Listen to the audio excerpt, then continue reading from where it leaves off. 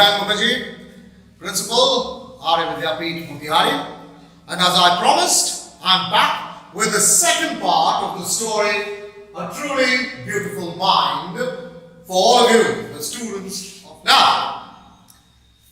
In part 1, we've done till point number 9, right? So today, we will continue from point number 10. Alright? So without further ado, let's begin. Now point number 10. While Einstein was making various discoveries and he was coming up with his theory of relativity, his private life was in tangles. Tangles, it means that it wasn't doing so good. It wasn't so peaceful. Alright? Because he wanted to marry Mileva. You saw how he fell in love with Mileva. And he wanted to marry Mileva, but his mother came between the two and said no. Alright? Now let's see why. So point number 10. In your books, page number 49. Alright? Point number 10. While Einstein was solving the most difficult problems in physics, his private life was unraveling. Unraveling, falling apart. You know, it wasn't doing so good, was in a bad shape.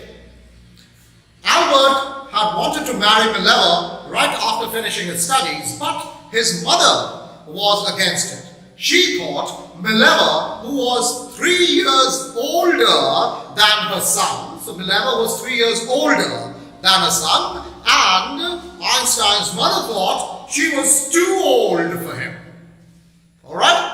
If she were 3 years younger, then maybe his mother would have had a different opinion. However, she thought she was too old for him. She was also bothered by Mileva's intelligence. You see, she was a woman of foresight. She had a foresight. She thought that Mileva today is very intelligent, right? Now, obviously, she would be a careerist. Okay? That is, she would be too concerned about her own career. So someday or the other, the two of them are going to clash. Because Mileva would think that she wasn't doing too good for herself. She would be a dissatisfied woman, a dissatisfied housewife, and then the two would clash. And this, you will see, is exactly what happens later. So, his mother's worry was that Mileva was very intelligent. She is a book like you, his mother said. Which means that she is very intelligent and she is a book lover. That is, she knows her own way. She has a voice of her own. So, she would not be satisfied being only a housewife. A day would come when she is going to claim her own position, and that would be the day when the two would clash. Alright? That is what her mother predicted. And Einstein put the wedding off. So Einstein, for the time being, forgot about Mileva and he postponed the wedding. However, in the next point, you see, Einstein finally married Mileva, but the marriage was soon on the rocks. On the rocks means it was destroyed. The marriage ended. It was finished. Now, let's go over to point number 11. The pair finally married in January 1903 and had 2 sons.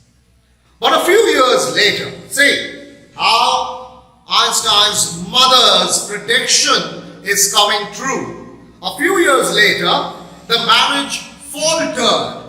Faltered means to become unsteady. Okay? To become unsteady, which means the marriage was not doing so well. Why? Mileva was losing her intellectual ambition. See, every intelligent woman would somehow be a careerist. She would like to make a career and do well in her life. Now, what was Mileva reduced to? She was reduced to a housewife. Obviously, an intelligent woman would not like that, isn't it? So, Mileva was losing her intellectual ambition, which means that Mileva was not doing well professionally and becoming an unhappy housewife. This is exactly what Einstein's mother was concerned about in the past. Okay? After years of constant fighting, so they clashed, and after years of constant fighting, the couple finally divorced in 1919. The two separated, they sought a divorce, and the two separated. And finally, again, Einstein married his cousin Elsa the same year. So in 1919, Einstein married his cousin Elsa. Alright? So, the next point. Theory of relativity was acclaimed as a scientific revolution. Okay? So, theory of relativity was very popular. It became very popular, and it became a scientific revolution. People said it was a scientific revolution, a revolution in science. So, point number 12. Einstein's new personal chapter coincided with his rise to world fame. So, his personal chapter, means his personal life, coincided. That is, happened at the same time when he became world famous. So, in 1915, he had published his general theory of relativity, which provided a new interpretation of gravity. A new interpretation, that is, a new perspective, a new point of view. Interpretation is a point of view, a new explanation. So, he gave a new explanation for gravity. Okay? An eclipse of the sun in 1919 brought proof that it was accurate. So,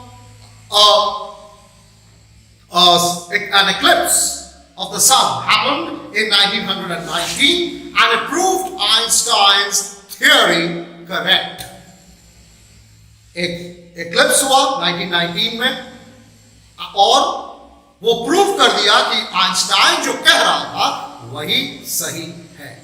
So it proved his theory to be correct. Einstein had correctly calculated in advance. So Einstein had calculated the extent to which the light from fixed stars would be deflected through the sun's gravitational field. So he had calculated how the light from the stars would be deflected. Deflect is to move away from. Due to the sun's gravitational force, okay, the light coming from the stars would be deflected from its path. Because of the gravitational force, it would be deflected from its path. This is what Einstein had claimed. The newspapers proclaimed the work as a scientific revolution. Now, this was the first time that he said this. And so it was a revolution in the field of science. Okay? Now, coming to the next point. He received the Nobel Prize for Physics in 1921. So obviously, सर्वोत्तम जो पुरस्कार था वो Nobel होता है. And he got the Nobel Prize in 1921. Okay, so Einstein received, point number 13, Einstein received the Nobel Prize for Physics in 1921. He was showered with honors and invitations from all over the world and lauded by the press. So he was showered by various prizes and awards, and he got a lot of praise for what he did, and he was lauded by the press. Lauded is praised. Tareef karna. Kisi ki tareef karna, that is lauding. So he was highly praised by the press, by the media. Okay? Coming to the next point. Now, a time came when Hitler's Nazis took over Germany. Germany was totally taken over by the Nazis. Okay? So, this time when the Nazis came to power in 1933, with Hitler assuming total power, with Hitler, becoming the dictator in Germany, Hitler obviously unleashed a lot of torture. Alright? He was an oppressor. He was a dictator. So, you've studied about Hitler, how Hitler, unleashed a lot of torture all throughout Germany. And this made Einstein uncomfortable. So, he decided to emigrate, that is, shift from Germany to the United States. So, point number 14. When the Nazis came to power in Germany in 1933, Einstein emigrated. Emigrated is to shift from one country to another. Right? So emigrated to the United States. 5 years later, the discovery of nuclear fission, of nuclear power, of nuclear bomb in Berlin had the American physicists in an uproar.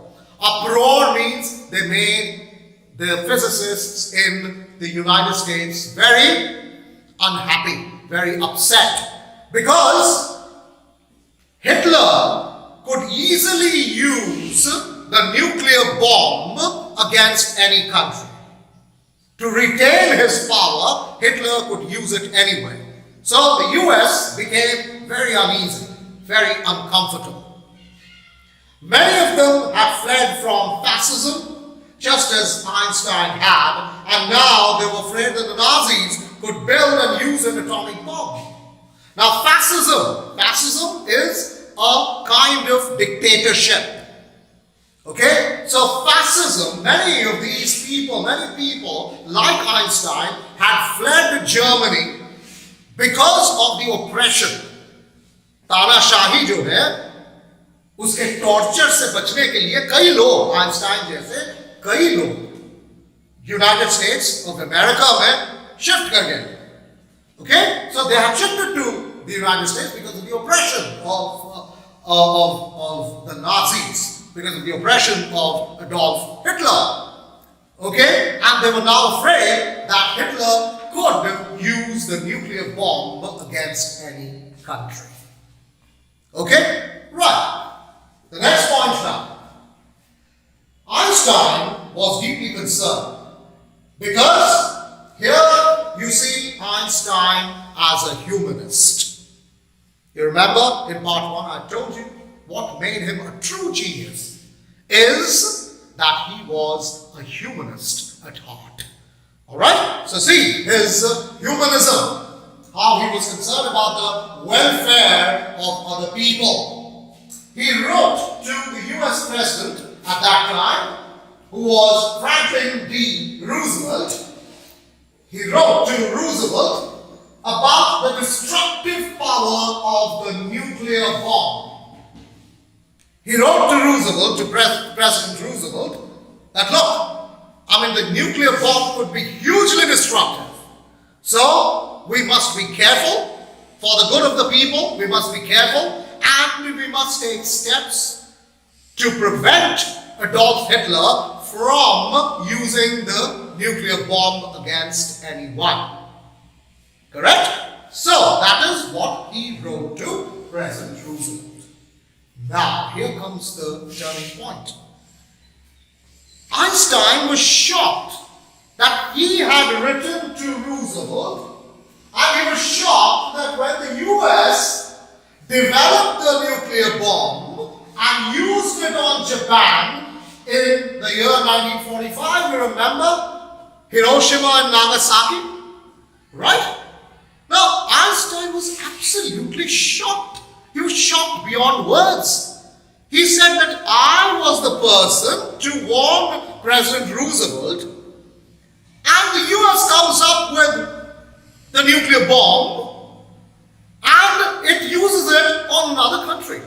I had warned the US against Adolf Hitler, and he used it against another country like Japan.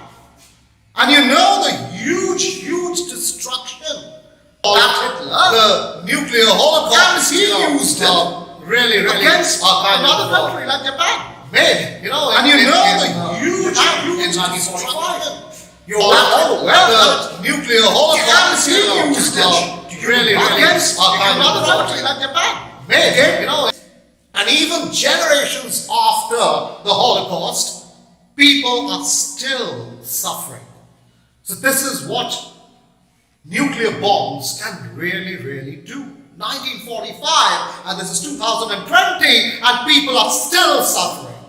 Alright? And generations will keep suffering. This is what happens. This is the negative, the destructive power of nuclear bombs. So Einstein was shocked that he had warned the US, and the US comes up with a bomb and uses it against another country. So he was shocked. Okay? So, at the urging of a colleague, this is point number 15 on page 50 of the book. At the urging of a colleague, Einstein wrote a letter to the American President, Franklin D. Roosevelt, in which he warned a single bomb of this type, a nuclear bomb, exploded in a port. Port is a harbor, bandargah. Bandargah होता है ना जहाँ जहाज जो है वहाँ park किया हुआ रहता है. So that is a port where ships are, kept. So he said that one nuclear bomb exploded in a port might very well destroy the whole port together with some of the surrounding territory. So it could destroy the entire port along with some of the adjoining, areas. So that was the power, the destructive power of a nuclear bomb. Alright? His words did not fail to have an effect. So the US took it some other way. He had warned the US against Hitler, and the US took it some other way, and it developed its own bomb, right? And in a secret project, and dropped it on the Japanese cities of Hiroshima and Nagasaki in August 1945. Okay, so this came as a shock to Einstein, who was a humanist. Right? So, coming to the next point. As a last resort is a hope. Right? As a last chance, as a last hope, as a last resort, Einstein wrote to the UN, the United Nations, proposing a world government. But, unfortunately, he did not get any response. So, he wrote to the UN saying that we need a world government. What would a world government do? Not a government of one particular country which can decide on its own. No. We need a world government, a government that would decide together what to do about such things as nuclear energy or nuclear bombs. Okay? So that way, what would be the use of a world government? The world government would actually give the go-ahead for the use of a nuclear bomb. Or if it said the country, any country, would have to destroy its nuclear bombs. So the world government would be a body which would tell the countries what to do about nuclear objects or nuclear bombs or nuclear energy or whatever. Okay? So one country could not act on its own and destroy another country.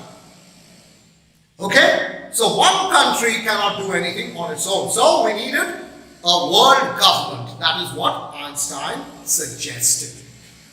But he wrote a letter to the UN, but to no avail. The UN made no kind of, it did not give any response.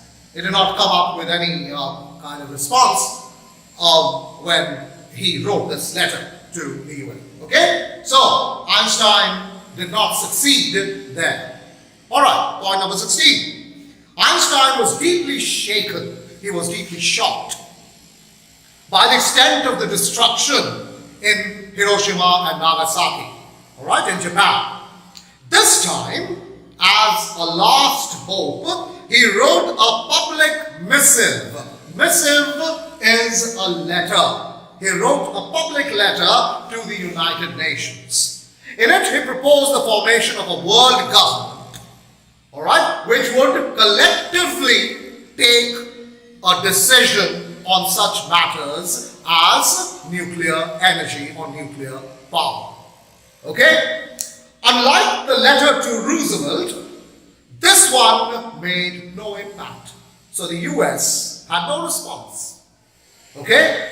But over the next decade, Einstein got ever more involved in politics, agitating. Agitating is opposing and leading various campaigns, that is agitating, for an end to the arms buildup. So he led campaigns against such nuclear powers and using his popularity to campaign for peace and democracy. So see how he was a humanist. He had no business doing that. But as a physicist, remember, as a physicist, he knew the destructive power of nuclear bombs, and he knew how countries could misuse the nuclear power. Alright? So, he campaigned for peace, he campaigned for democracy, for the equal rights of people. So that proves how he was a humanist. Alright? Now, coming to the last point, point number 17. He died in 1955 and he is still remembered today as a humanist, a person who fought for peace and democracy, a person who campaigned in favor of peace and democracy, and he is remembered as a humanist first and then as a scientist. So he passed away in 1955 at the age of 76, and he was celebrated as a visionary. Visionary is a person who can look into the future.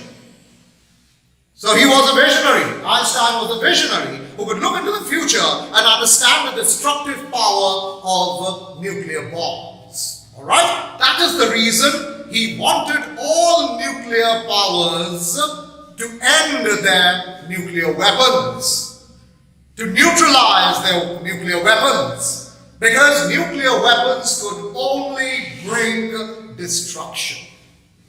Alright? So he was a visionary. He could envision the future. He could look into the future and understand the destructive power of nuclear bombs. And as a world citizen, he is remembered as a world citizen as much as a scientific genius. That is why I said he is first remembered as a humanist. पहले उन्हें humanist के तौर पे जाना जाता है Einstein को, और उसके बाद as a genius scientist. Okay? So here in this chapter you saw how Einstein was not just a genius. He was not just remarkable at physics. He was also a person deeply concerned with the welfare of people. Okay? So that's the chapter, folks. That is the chapter, A Truly Beautiful Mind. I'm sure you found it interesting. I've done the entire chapter with you. Alright? So, I hope you will study it again on your own. And if you have any problems, you're most welcome to get in touch with me. Okay? So, until we meet again, it's bye from me. Stay safe, stay at home, and keep studying. Bye-bye.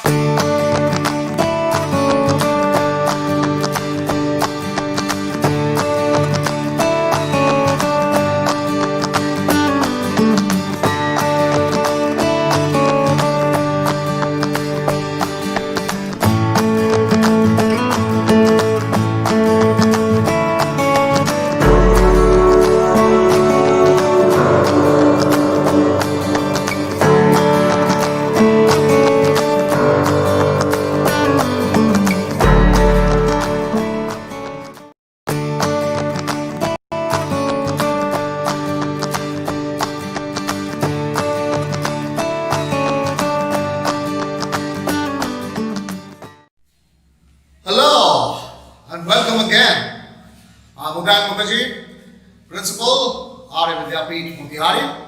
And as I promised, I'm back with the second part of the story, A Truly Beautiful Mind, for all of you, the students of now. In part 1, we've done till point number 9, right? So today, we will continue from point number 10. Alright? So without further ado, let's begin. Now point number 10. While Einstein was making various discoveries and he was coming up with his theory of relativity, his private life was in tangles. Tangles, it means that it wasn't doing so good. It wasn't so peaceful. Alright? Because he wanted to marry Mileva. You saw how he fell in love with Mileva. And he wanted to marry Mileva, but his mother came between the two and said no. Alright? Now let's see why. So point number 10. In your books, page number 49. Alright? Point number 10. While Einstein was solving the most difficult problems in physics, his private life was unraveling. Unraveling, falling apart. You know, it wasn't doing so good, was in a bad shape. Albert had wanted to marry Mileva right after finishing his studies, but his mother was against it.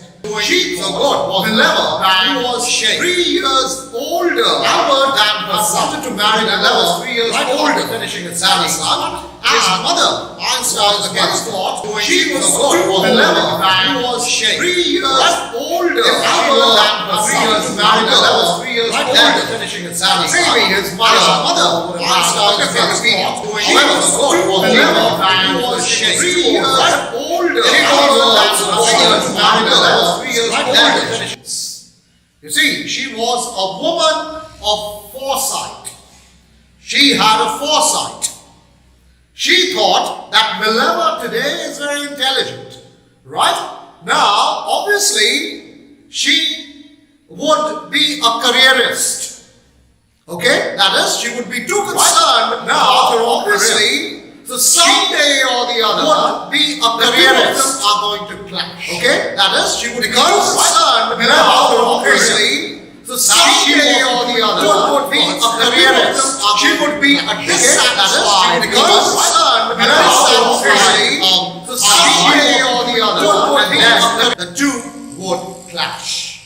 And this, you will see, is exactly what happens later. So, his mother's worry was that Mileva was very intelligent. She is a book like you, his mother said. Which means that she is very intelligent and she is a book lover. That is, she knows her own way. She has his mother's voice of her own. Which means that she would not be satisfied. She is a book lover. That is, a day would come when his mother's voice of her own, which means that she would not be satisfied. She is a book lover. That is, a day would come when that is what her mother predicted. And Einstein put the wedding off. So Einstein, for the time being, forgot about Mileva and he postponed the wedding. However, in the next point, you see, Einstein finally married Mileva, but the marriage was soon on the rocks. On the rocks.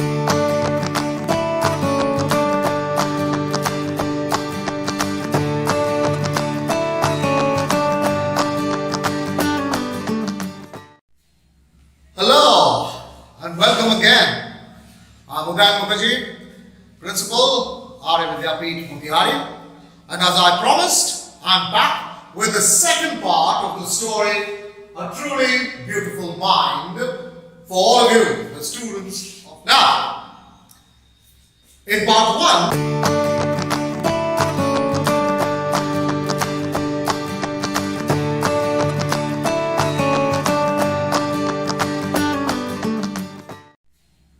hello and welcome again. I'm Untitled Mukherjee, Principal, Arya Vidyapith, Motihari. And as I promised, I'm back with the second part of the story, A Truly Beautiful Mind, for all of you, the students of now. In part 1, we've done till point number 9, right? So today, we will continue from point number 10. Alright? So without further ado, let's begin. Now point number 10. While Einstein was making various discoveries and he was coming up with his theory of